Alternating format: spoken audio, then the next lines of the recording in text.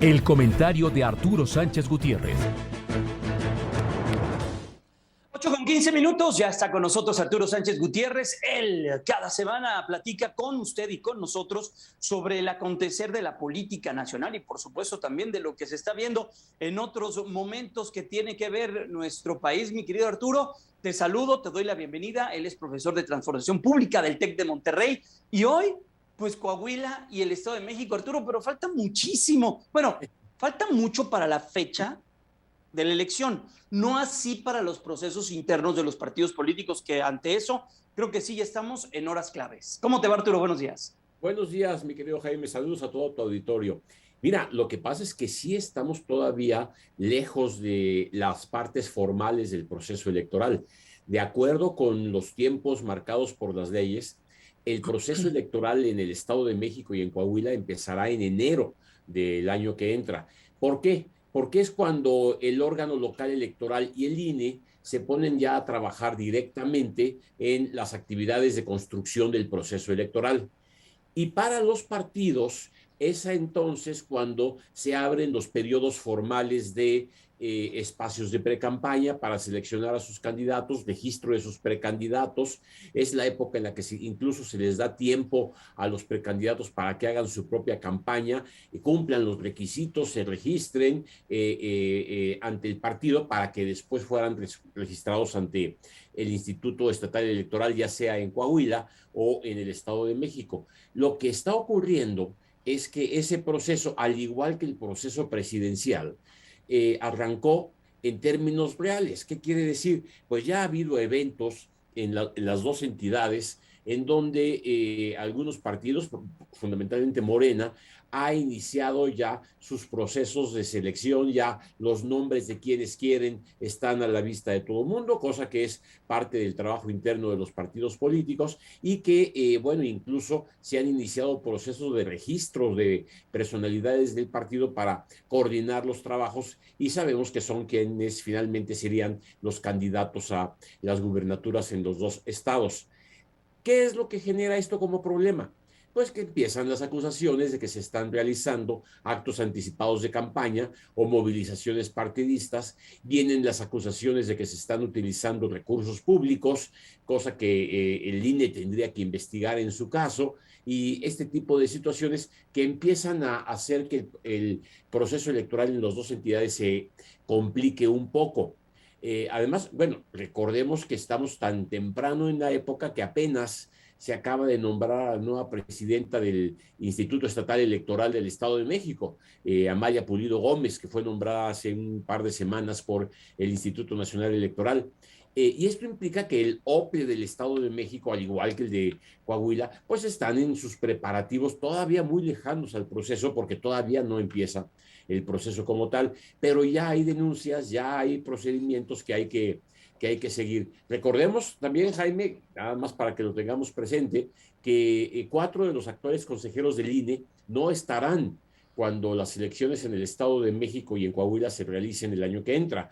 Ni Lorenzo Córdoba, ni Ciro Murayama, Adriana Favela o José Roberto Ruiz Aldaña estarán presentes ya en el Consejo General y la Cámara de Diputados tendría que haber nombrado a 4 consejeros distintos para que en el 23 ya estén rigiendo, digamos, las elecciones tanto del Estado de México como de Coahuila.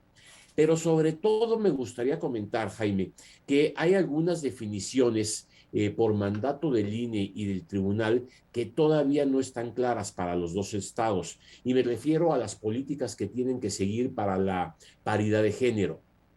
El tribunal ordenó, después de las elecciones del año pasado y de este año, que los partidos deben tener reglas más claras para definir a sus candidaturas, particularmente en lo que tiene que ver con la paridad de género.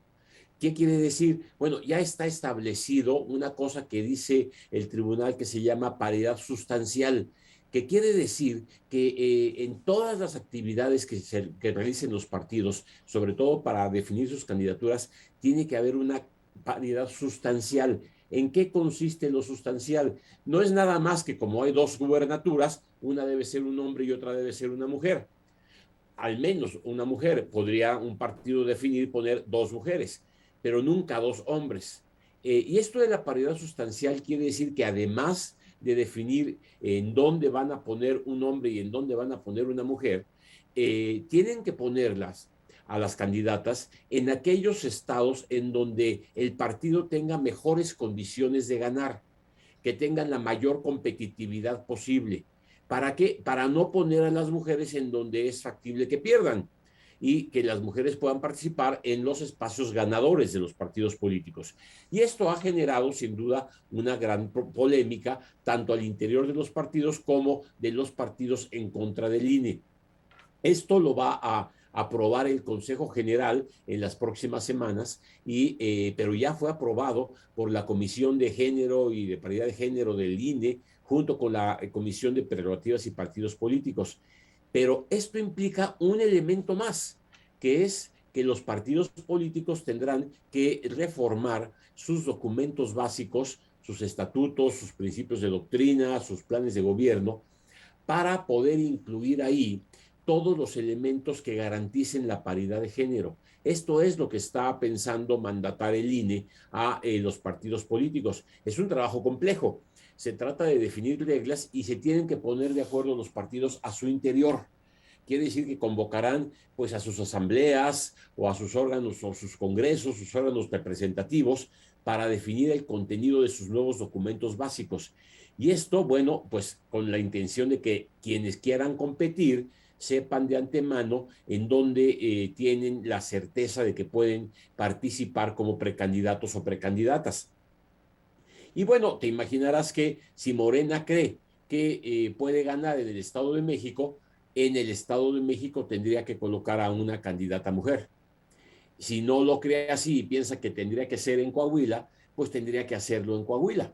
Y eso pues genera ya en la lucha interna que inició anticipadamente entre los militantes de Morena que aspiran a la gubernatura, pues una situación compleja, porque es en donde empiezan ya a prefigurarse candidatos o candidatas que pues ponen a algunos como perdedores de esta candidatura de una vez o no. Y esto es un poco el debate que empieza a hacer que las elecciones sean tan complejas cuando todavía estamos a 6 meses de que empiece el proceso electoral siquiera.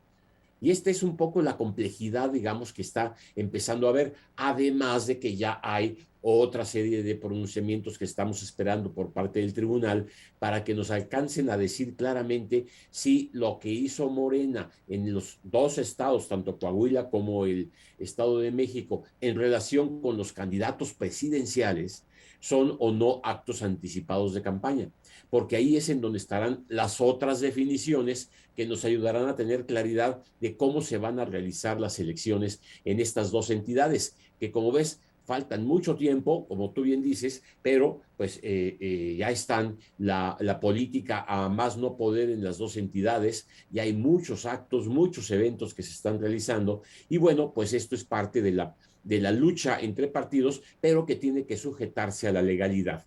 Y es parte de lo que el INE tendrá que forzar con base en este nuevo acuerdo que tomarían en las próximas semanas los consejeros electorales y que, como te decía, implica a los partidos nada más y nada menos que tendrían que cambiar sus documentos básicos. Tarea nada fácil y bastante compleja en estos momentos. Y ver también, por ejemplo, que de Morena llegaron, creo que 67 aspirantes para esa primera etapa donde van a querer retomar o conseguir su liderazgo. Se apuntaron 67 y así vamos a estar viendo en los partidos políticos. No creo que tantos, pero así van a estar reconformándose las fuerzas al interior de los propios partidos políticos, Arturo. De hecho, este proceso en donde se registraron 67, 68, pues ante candidatos, precandidatos o precandidatos, debiera empezar formalmente cuando el OPLE del Estado de México abra el proceso en donde se diga formalmente ya se inicia el proceso